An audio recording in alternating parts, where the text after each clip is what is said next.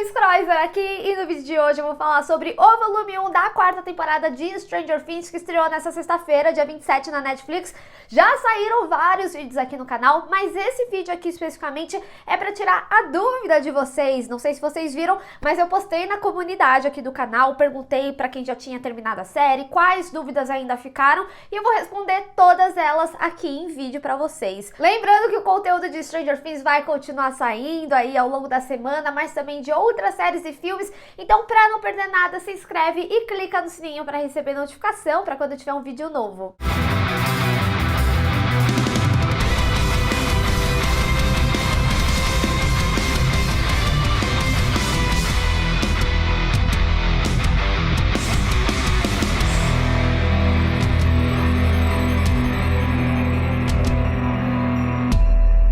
Coisa que a gente tem que concordar é que, assim, essa quarta temporada tiveram vários acontecimentos, mas é válido lembrar também que a gente tá numa temporada dividida. Então, muitas dessas respostas, elas ainda vão ser respondidas ali no episódio 8 e 9, que vem no dia 1 de julho. Lembrando, gente, que a temporada ela foi dividida assim, mas a gente vai ver praticamente meia temporada, porque só o último episódio tem mais de 2 horas e meia, vai totalizar aí umas 4 horas no volume 2. Então, tem muita coisa pra acontecer, tem muita coisa pra ser respondida, mas eu vou fazer o meu melhor. Então nesse vídeo aqui eu vou responder coisas que a série já respondeu, mas ficou ali em algumas minúcias e tudo mais, mas também eu vou responder algumas coisas que eu acredito pelo direcionamento da série ou pela minha interpretação. Então vamos aí respondendo as perguntas de vocês. A primeira que eu quero começar respondendo, porque eu acho que ela é fundamental para até responder algumas outras perguntas depois, é que eu vi que muitas pessoas tiveram dúvidas sobre o experimento da Eleven. Eu cheguei a responder pergunta no Twitter de como, por exemplo, o Vecna tava matando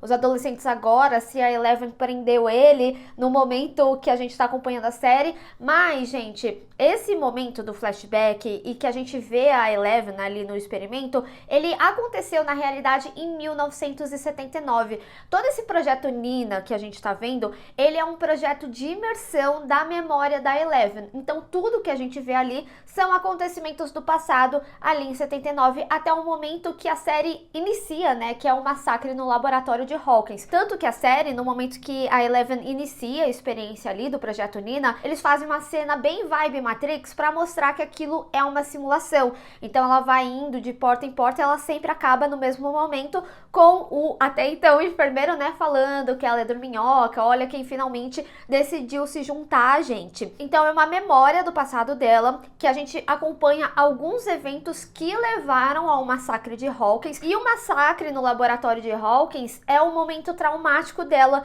que é justamente o que ela não lembra, o que aconteceu, se ela foi a culpada, e depois a gente descobre que foi o número 1. E também é importante falar sobre a construção da cena, né, porque como é uma imersão, a gente vê a Eleven do presente, né, nesse momento aí de 79, mas também porque é um recurso para duas coisas. Eles não ficarem utilizando de CGI, né, a todo momento, para mostrar que era a Eleven mais nova, e também para usar a Millie Bobby Brown, né? Vamos fazer jus ao cachê da Millie Bobby Brown. Pra que pagar um dublê para colocar o rosto digital da Eleven se a gente tem a própria Millie Bobby Brown? E também observa ali, né? Quando a gente tem esses momentos do passado, a Eleven, em alguns momentos, ela fica espelhada. E lá no espelho, a gente vê ela pequenininha, ela novinha, que é uma forma também da série resgatar para sua memória que isso aconteceu no passado. Então, em resumo, né? Essa história aconteceu em 79, a gente vê a Eleven adulta porque a experiência, de uma forma geral, é uma imersão, então ela precisa repassar por esse momento, mas isso aconteceu quando ela era mais nova realmente. Então não, o Vecna ele não foi mandado naquele momento em 86 ou em algum momento de 86. Tudo isso que a gente vê aconteceu em 79, a história que a gente está acompanhando agora é em 86, e por isso os adolescentes estão morrendo ali na cidade de Hawkins. E aí já leva a gente para uma outra pergunta que me fizeram muito, que é, a gente não viu a abertura do portal em 83? Então isso significa que o portal tinha sido aberto antes, em 79? O que a gente viu aqui em 79 não desvalida o que a gente viu em 83, até porque 83 foi a abertura do do Upside Down para o mundo invertido que a gente conhece até então, aqui o que a série apresentou, e foi assim que liberou o Demogorgon para o mundo real. Foi assim que as criaturas do Upside Down, tanto o Demogorgon como o Devorador de Mentes, eles acabam tendo atuações aí no mundo real. Então esse portal, ele de fato foi aberto. Em 79, a Eleven mandou o número 1, exilou ele para esse local do Upside Down, que inclusive já acredito que seja um lugar diferente, mas já vamos chegar lá. E como a gente vê, inclusive na cena inicial, depois que ela manda ele, só fica uma rachadura ali no laboratório. E é interessante a gente observar que essa rachadura, ela é bem similar à rachadura do trailer lá do Ed, que depois a gente vê que se transforma no portal, que é inclusive assim que eles conseguem passar entre o mundo real e o mundo invertido. Então esse momento em 79, apesar dela ter mandado ele pro Upside Down, ainda assim não foi um portal aberto, ele ficou fechado. E como eu já tinha falado em um vídeo de teoria aqui, o que acontece em 83 às vezes pode ser até uma forma do número 1 conseguir se conectar com a Eleven aqui no mundo real e conseguir fazer essa abertura, fazendo ela ver o Demogorgon, ficando com medo e criando essa abertura. E aí o que é importante ressaltar também, né? Como tem a rachadura, eu imagino que ali já esteja fragilizado de alguma forma, algo bem similar ao que a gente viu ali no final da terceira temporada. Lembra que o Owens, quando ele chega ali, o governo americano de uma forma geral, chega naquela instalação debaixo do shopping e ele vê a rachadura, o olhar que ele faz dá a entender que ele sabia o que tinha acontecido ali ou que existia uma preocupação, porque afinal um novo portal foi aberto, um portal equivalente ao do laboratório de Hawkins. Então ele já sabia o que isso significava. Então o que eu quero falar com todo esse contexto, com todas essas informações, é que o que aconteceu ali em 79 foi uma rachadura inicial que com o tempo muito provavelmente se tornou esse portal aí de 83, que foi quando tudo iniciou, mas que em 83 de fato foi o momento em que o portal dos mundos se abriu. Então você tem duas dimensões aí, o mundo invertido e o mundo real, e é assim que o Demogorgon consegue sair. E aí eu até vou para uma outra pergunta que me fizeram, que é que lá na primeira temporada o Demogorgon ele consegue meio que sair da parede do quarto da Joyce. Isso foi um questionamento que eu tive também, porque eu reassisti a série, já que a gente tinha essas respostas de os portais eles só acontecem ali em algum momento que a pessoa morre, e é uma conexão que o Vecna cria e tudo mais. Mas tendo os conceitos trabalhados agora e as coisas que já foram mostradas lá atrás, eu não sei se isso vai ser uma resposta exata, mas pela minha interpretação, isso só acontece quando o Demogorgon ele sai do Upside Down pro mundo real. Então, pra mim, o que eu interpreto disso é que as criaturas, elas têm essa facilidade de sair tendo essa dimensão já aberta, não que é algo que elas poderiam facilmente fazer. Então, o que eu quero dizer é, por exemplo, o portal ali foi aberto, a Eleven deu essa permissão de ter esse portal entre o mundo real e o mundo invertido. E aí as criaturas conseguem sair, mas não necessariamente os humanos. Até porque, né, tem uma cena lá na primeira temporada que a Nancy e o Jonathan, eles entram pro mundo invertido por uma árvore. Então, muito provavelmente foi uma abertura que o Demogorgon fez ali também, forçando, muito similar à parede ali. E aí, ainda nessa questão de criaturas Upside Down, como que funciona com o mundo real, muitas pessoas me perguntaram por que o Vecna só atacou agora. Por que não lá em 83, quando o portal abriu e tudo mais? Essa resposta que eu vou dar, muito provavelmente a série ela vai responder em algum momento, até porque o 8º episódio vai ser um contexto maior sobre a história do Dr. Brenner, então muito provavelmente vai falar a relação do Brenner com o Henry, que é o número 1, que é o Vecna. Então aqui é a minha interpretação pelo que a série me contou até agora, tá? Sempre quando eu faço as análises, principalmente do trailer de Stranger Things, e eu quero tentar acertar em que momento isso iria acontecer e tudo mais, eu sempre acabo enaltecendo muito a coloração da cena. Então, por exemplo, eu falo, essa cena aqui é azul, então muito provavelmente foi ali no Upside Down, etc. E é muito importante a gente reparar que nessa temporada, quando a gente vai para o momento em que o Vecna, inclusive, é exilado, a gente tem uma coloração vermelha. E ao longo aí da temporada também, é uma temporada que acaba falando muito sobre dimensões. Até então, as dimensões que a gente conhecia eram o mundo invertido e o mundo real. Mas pode ser que o próprio mundo invertido tenha outras camadas. A Max mesmo, quando ela tá lendo a carta ali pro Billy, ela fala que ia parar de achar que sabia tudo, porque no último ano ela viu que existiam várias dimensões. Então, dimensão é uma discussão que tá aí na série, de uma forma geral. E também é importante ressaltar uma fala do Dustin, porque quando a Max tá fazendo os desenhos pra mostrar o que ela tinha visto no momento de conexão ali com o Vecna, o Dustin, ele fala, às vezes acessou o mundo do número 1. Ou seja, a série ela me dá a entender por enquanto que existe outros lugares dentro do Upside Down.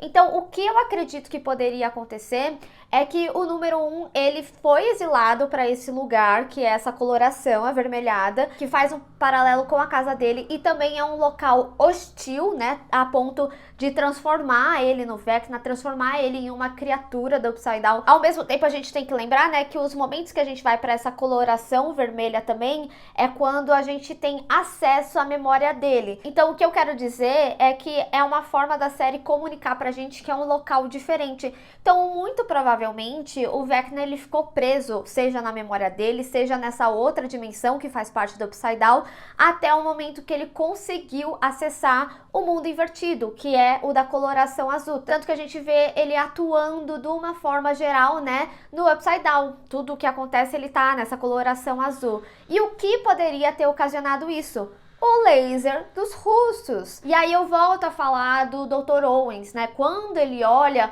dá a entender que ele sabe o que aconteceu ali, o que significa aquela rachadura. E é interessante porque tem até um momento, né, quando o cara do governo americano vai na casa dele, ele fala que não sabe muito bem o que é, mas quando ele tem a conversa com a Eleven, ele chega a falar, é algo que você já enfrentou. Pra gente, inicialmente, antes da gente conhecer o contexto da história, dava a entender que era tipo, você já enfrentou o mundo invertido, então você vai conseguir. Mas não, ela já enfrentou essa criatura. Então, muito provavelmente o Vecna só teve essa possibilidade de atacar o mundo real porque talvez esse laser conseguiu acessar esse local que o Vecna foi exilado, esse local avermelhado, essa outra dimensão. Como eu falei, é o que eu acredito a partir dos eventos do que a série me contou. Pode ser que chegue aí o volume 2 e eles deem um outro contexto dessa explicação. E aí tem uma outra questão que eu vi que muitos de vocês mandaram, que foi sobre a Nancy ter acesso a essa memória. Teve até um comentário que foi engraçado, que falou assim, ele fica compartilhando a vida pra qualquer pessoa,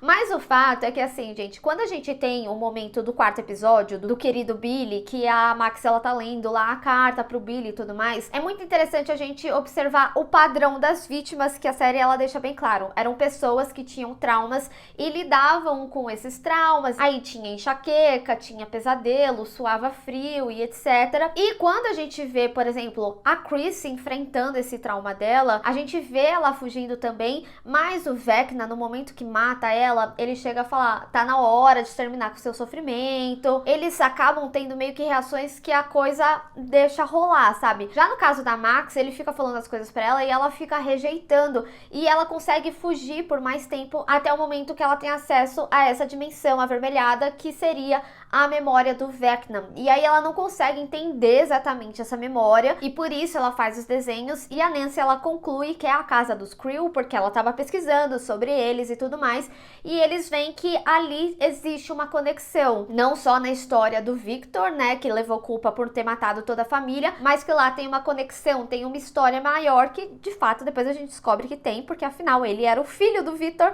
ele era o Henry. E quando elas discutem sobre esses desenhos, a Max, ela fala que ela foi para esse lugar e que parecia que ele não queria que ela estivesse lá, que ele se surpreendeu que ela conseguiu acessar esse lugar. E aí eles concluem que já que o Vecna cria conexões com as pessoas para criar esses portais, inclusive, eles também conseguem acessar essa conexão. Então, da mesma forma que o Vecna tem essa conexão com o trauma e tudo mais, ela também teria a conexão ao trauma dele, a esse momento da vida dele. E a Nancy, quando ela é levada, quando ela vê essa história, ela já sabe dessa informação. E a gente sabe que a Nancy, ela é super investigativa e tudo mais. Então eu acredito que ela iria muito assim, já na maldade, sabe? Tipo, ela já sabe que existe a conexão, então ela vai saber mais do contexto. Ela consegue acessar mais profundamente essa memória que a Max já tinha visto. Então ele já tem essas informações. Então pra mim é por isso que ela tem esse acesso tão mais fácil e tão mais descritivo da memória do Vecna. Agora, gente, falando aí no Vecna, tem uma questão que eu achei muito interessante e foi algo que vocês me chamaram a atenção. atenção e que tem a ver com todo esse contexto da história do Vecna. No momento em que o governo americano vai lá na casa do Owens, como eu tinha falado, né, o cara mostra umas fotos lá pro Owens, como se ele soubesse o que tinha acontecido, o Owens desconversa e tudo mais.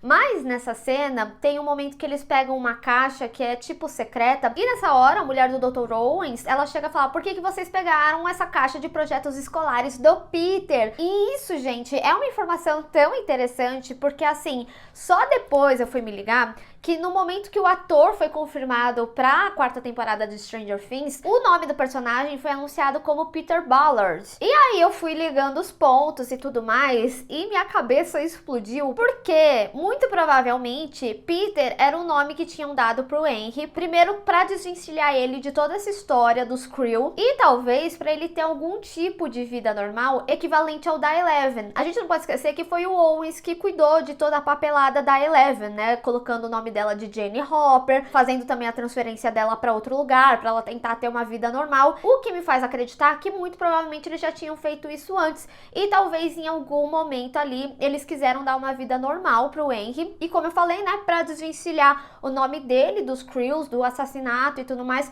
devem ter dado esse nome de Peter Ballard para ele. E pra mulher do Owens falar por que pegaram os projetos escolares do Peter, muito provavelmente porque ele viveu com o Owens no passado, foi tipo um filho deles. Então o Owen sabe muito mais do que a gente imagina, muito provavelmente a gente vai saber mais desse contexto no volume 2, ou se não, né, toda essa história em volta aí do Henry foi denominado tipo como Projeto Peter, que é bem comum lá nos Estados Unidos, eles colocarem nome de gente em projetos e tudo mais, bem similar ao que a gente tá vendo agora no Projeto Nina. Nina não era uma pessoa, era o projeto ali que Eleven tava passando. Então de repente o Projeto Peter poderia ser algo inicial sobre os poderes dele, sobre reproduzir esses poderes para as outras crianças, mas o fato da mulher do Owen saber desse tal de Peter, o ator ter sido anunciado como Peter, me faz crer mais que é essa primeira suposição aqui que eu falei, e isso é muito interessante, viu? E falando em coisas interessantes, tem um outro ponto que é válido ressaltar nessa cena aí, é que tem um momento que o cara do governo americano, ele fala sobre o tal experimentozinho que o Dr. Brenner fez, e enquanto ele discute com o Owens, ele fala algo tipo, o experimento do Brenner não foi sobre isso, assassinatos remotos, e aí na hora mostram os flashes, né, da Eleven olhando fotos,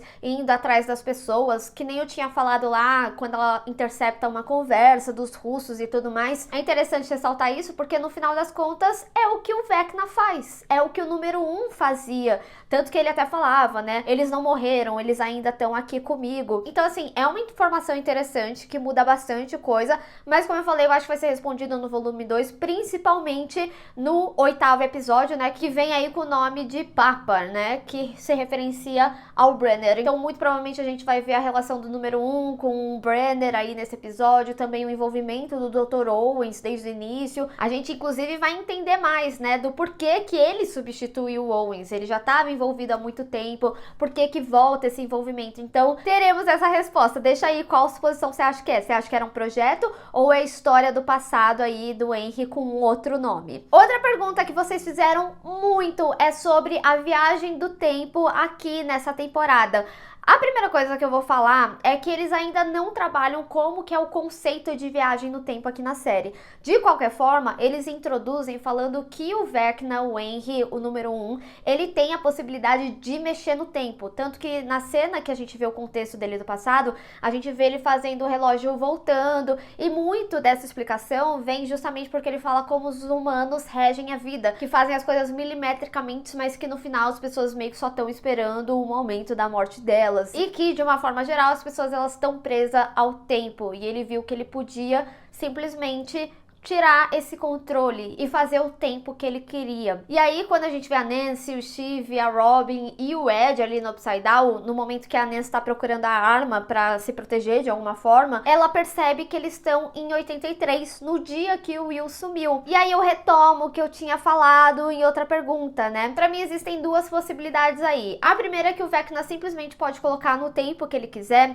e fazer antes dos acontecimentos do Will, aquele momento que o mundo invertido Invertido se encontra, eles ainda não tinham conhecimento do Upside Down. Então deixa meio que uma história um pouco nebulosa, um pouco mais difícil ali para eles lidarem com a situação. Não é um ambiente propício para eles, porque até então eles tinham as vidas normais, eles não precisavam se proteger de nada. Mas a outra possibilidade, que eu acho que pode ser provável, mas é envolto da minha teoria, né? Como eu falei, muito provavelmente o momento que o portal abre da Eleven, que ela vê o Demogorgon ali, pode ter sido algum ponto de conexão mental dele com a Eleven. Dele também tá procurando ela, fazendo o experimento ali do mundo invertido pro mundo real. E a conexão mental dos dois consegue fazer essa abertura. Mas no caso da Eleven, né, ela tem acesso a talvez algo que o Vecna queria que ela visse, que era o Demogorgon, algo inicial. E toda a questão do plano, né, a gente vê como algo gradativo. Então, por exemplo, o Demogorgon tinha ali as vítimas, depois o Devorador de Mentes tinha um hospedeiro, o Vecna tem conexão com as pessoas. Então, talvez o plano, né, para essa dominação do mundo invertido no mundo real precisava ser gradativo dessa forma, e por isso o Vecna também não tinha aparecido antes. Mas de qualquer forma, é um momento simbólico para os dois lados. Então voltar para 83 talvez seria esse início de ponto de conexão ali do mundo invertido com o mundo real, e por isso tá parado naquela época, algo nesse sentido. Como eu falei, né, não é uma resposta super exata, mas é como eu interpreto até agora pelas informações que a série me deu. Então, por mais que a série volte no tempo, principalmente assim, a gente tá falando de uma série que tem uma narrativa que conta um contexto de 79, aí no mundo invertido a gente tá em 83, mas na realidade a história se passa em 86. Apesar de ter esses momentos, ainda assim a viagem no tempo, ela não é conceitualmente trabalhada de forma tão profunda, a ponto de, por exemplo, em Portal Tal eles vão para 83, quase que nem a triqueta ali de Dark, né? Aí vai para um lado, vai para o futuro, vai para o lado, vai para o passado. Enfim, eles ainda não trabalharam exatamente como que vai funcionar. Se de repente, nesse caso, né, entra no portal e aí você acaba indo para 83 ou coisa do tipo. Então, o que eu quero dizer é que ainda não existe um super conceito de viagem no tempo, mas o que eles afirmam até então é que o Vecna, ele pode controlar o tempo, sim. Então, o que a gente precisa entender, o que a série precisa responder pra gente, é por que o Vecna especificamente levou eles pra 83. E como eu falei, né, eu acredito que é porque é bem o momento de abertura entre essas dimensões e que vai ser importante, inclusive pro objetivo do Vecna, que vem aí no final dessa temporada. Até porque a gente sabe que o plano, de uma forma geral, é do Devorador de Mentes. Inclusive, eu vi que algumas pessoas ficaram com dúvida, né, se ele era mais poderoso que o Devorador de Mentes, mas como eu já tinha falado em alguns vídeos, mas vou repetir aqui, o Dustin, ele deixa isso bem claro, que o Demogorgon, ele era um soldado e que o Vecna era um general 5 estrelas, mas que o mandante, o cabeça, era o Devorador de Mentes mesmo. E aí, gente, tem uma teoria inteira aqui sobre o Devorador de Mentes. E falando no Devorador de Mentes, né, onde ele estava?